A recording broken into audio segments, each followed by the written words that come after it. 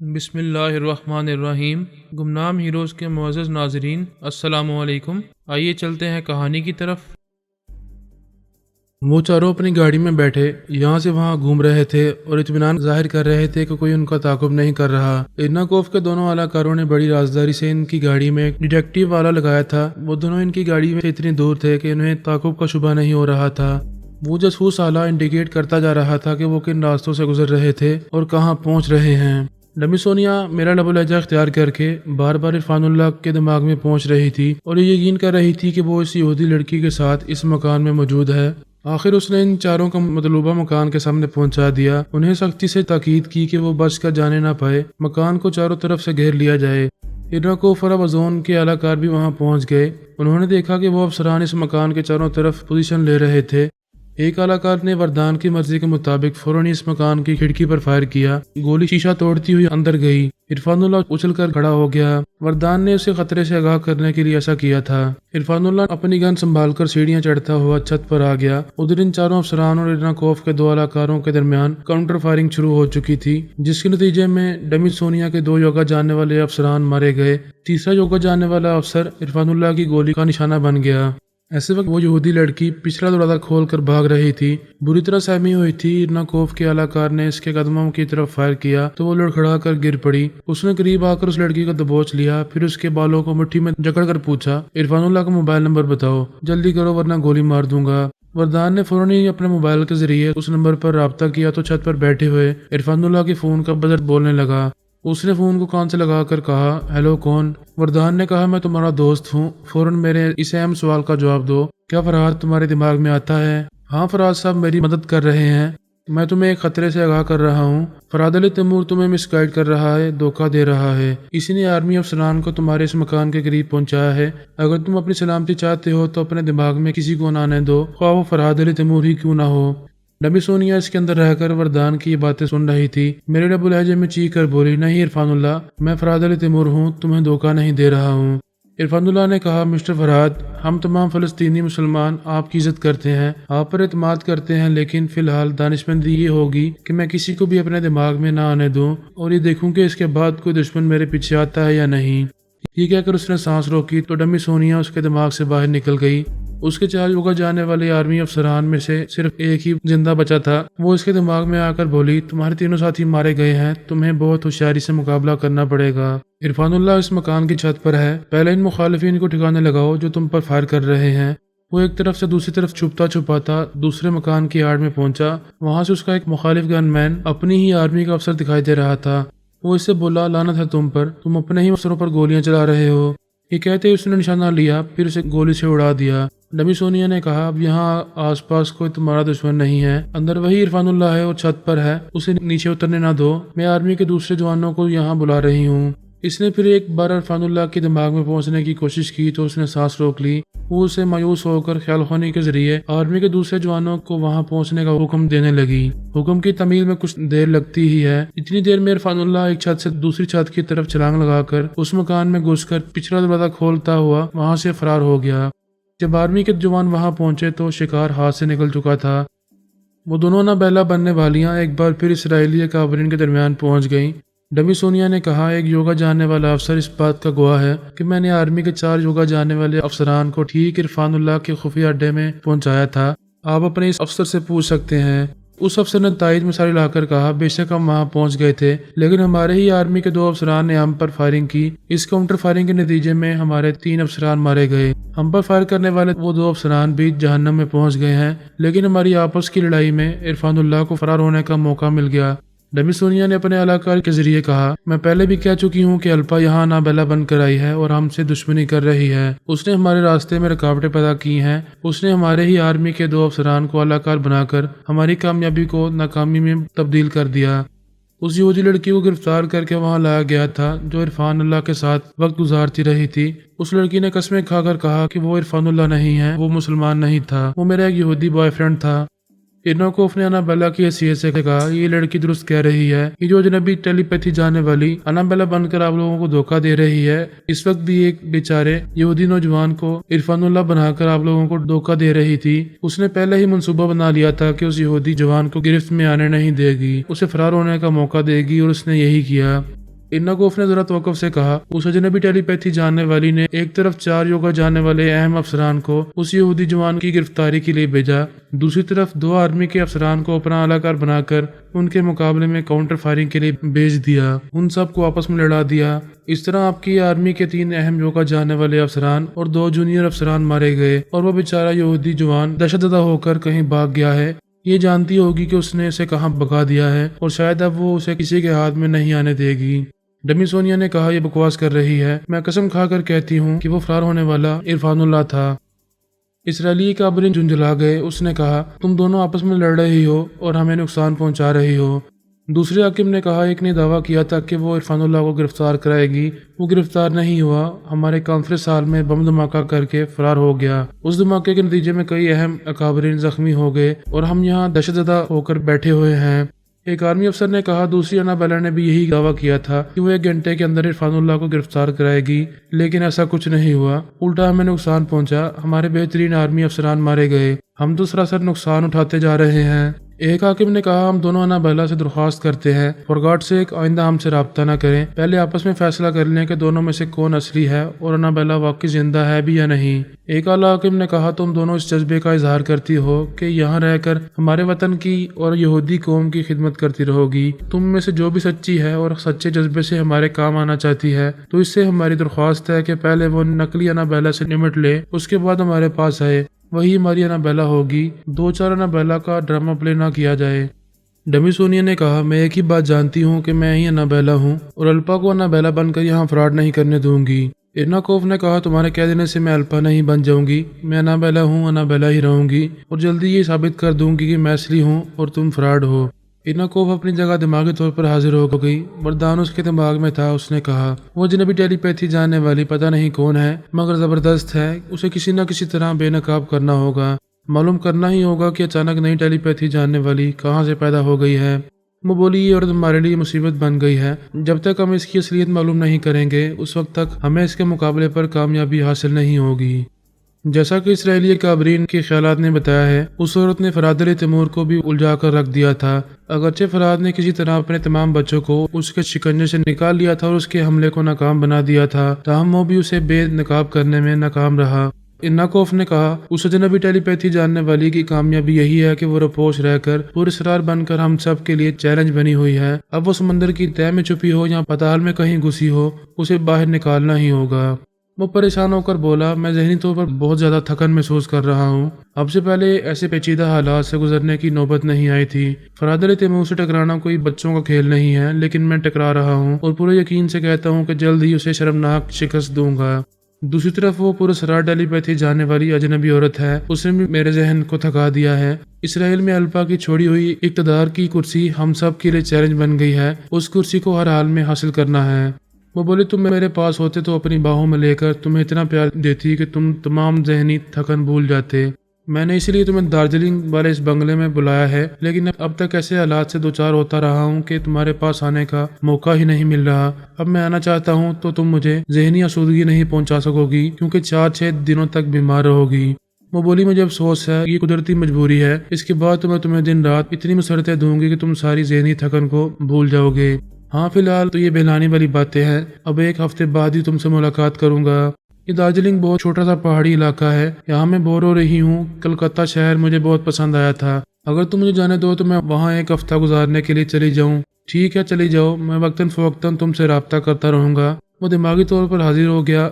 इस वक्त जहनी तौर पर इस कदर थका हुआ था कि मुझे डमी सोनिया और इसराइल में इक्तदार की कुर्सी को भूलकर सिर्फ तफरीह करना चाहता था। वो अपने मिजाज के मुताबिक अयाज तो नहीं था, लेकिन ऐसी जुबा औरतों से दिलचस्पी जरूर लेता था जो दूसरी औरतों से बिल्कुल मुख्तलिफ हुआ करती थी। मसलन जमीला और नबीला पैदाइशी तौर पर जुड़वा बहनें थीं। उनके जिस्म एक दूसरे से जुड़े हुए थे, उनके दिमाग अलग अलग थे, लेकिन सोच एक ही थी। वो ऐसी अजीबो गरीब थी कि उन्हें हासिल करने के लिए वो मचल गया था और अब तक जी जान से कोशिशें करता रहा था कि किसी तरह वो उसकी ख्वाबगाह में चली आए।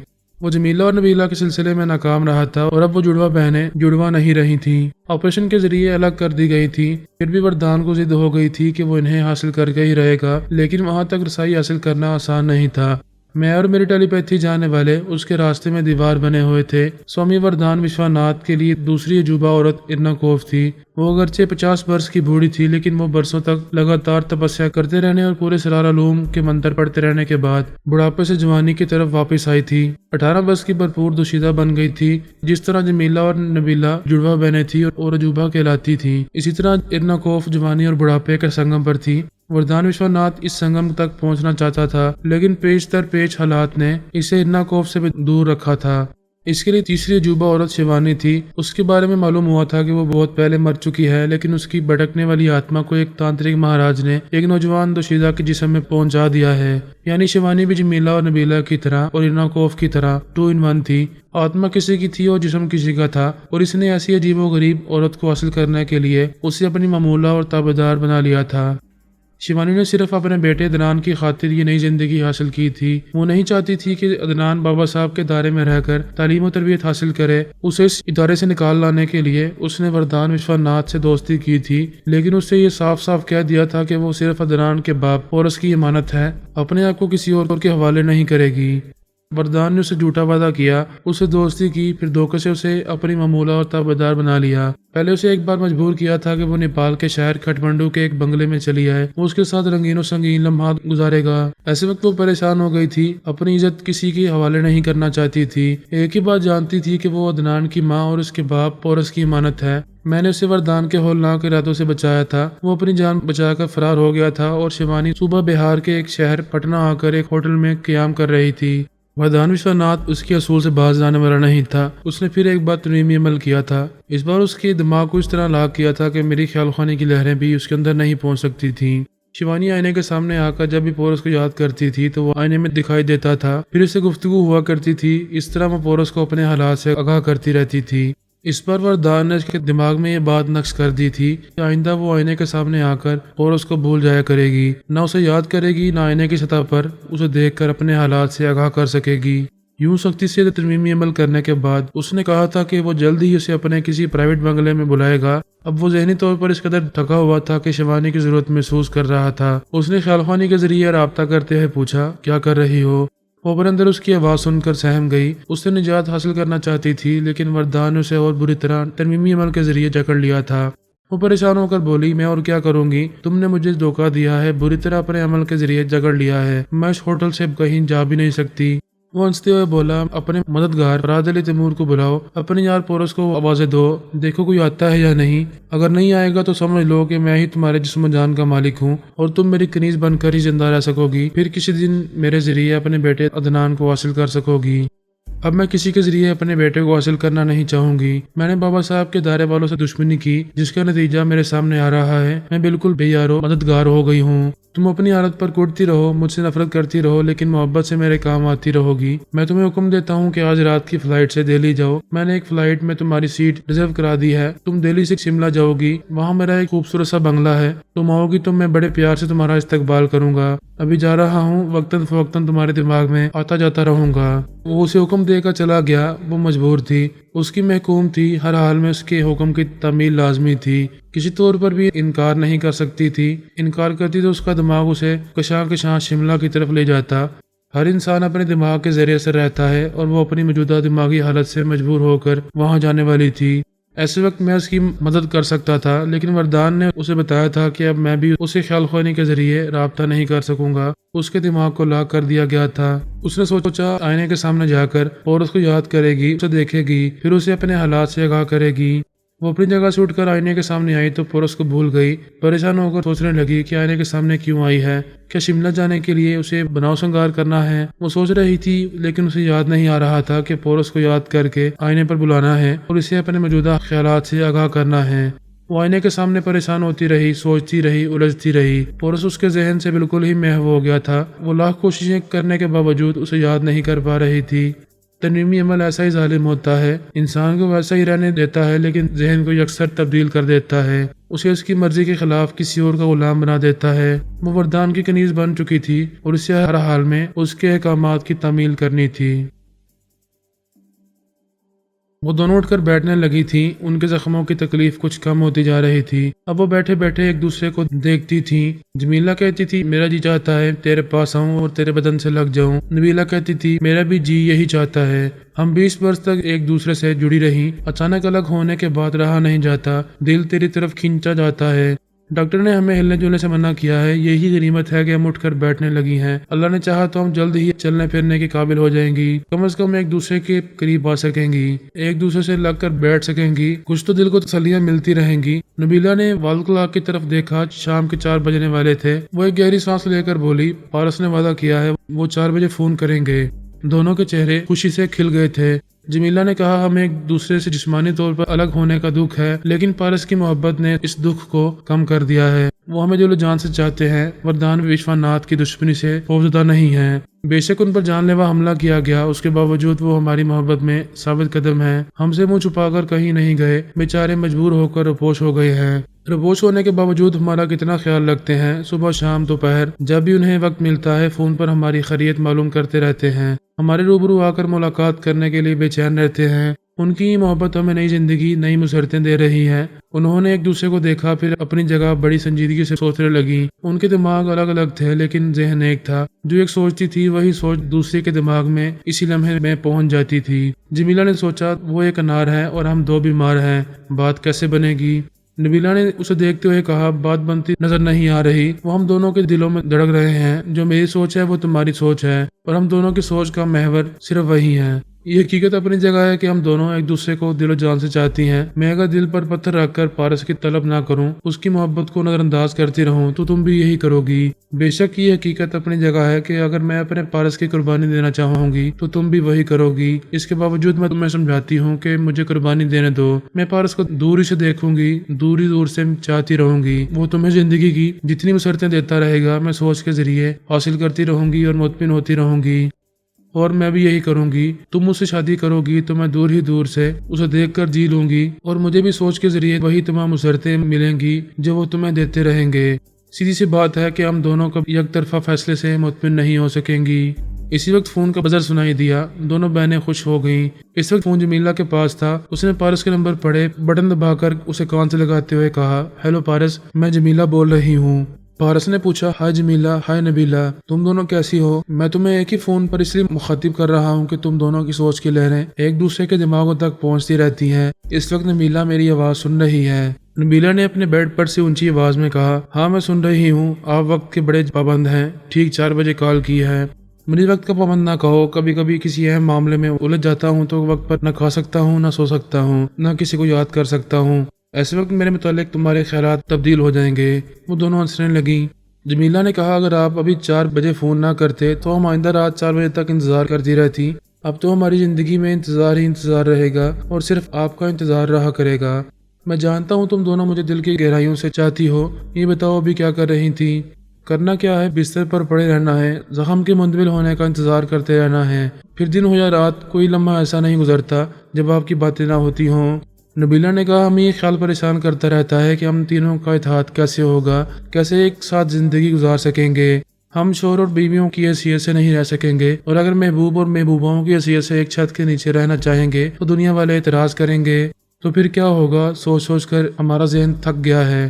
فی الحال تو یہی بات سمجھ میں آ رہی ہے کہ ہم ایک چھت کے نیچے نہیں رہ سکیں گے۔ اگر ایک چھت نہ ملی تو کیا ہماری محبت کم ہو جائے گی؟ جمیلہ نے کہا ہرگز نہیں۔ نبیلہ نے کہا مرتے دم تک آپ کی محبت ہمارے دل سے کم نہیں ہوگی بلکہ بڑھتی ہی چلی جائے گی۔ اگر آپ ہماری زندگی میں نہ آئے تو ہم شاید لمبے عرصے تک جی نہیں سکیں گی۔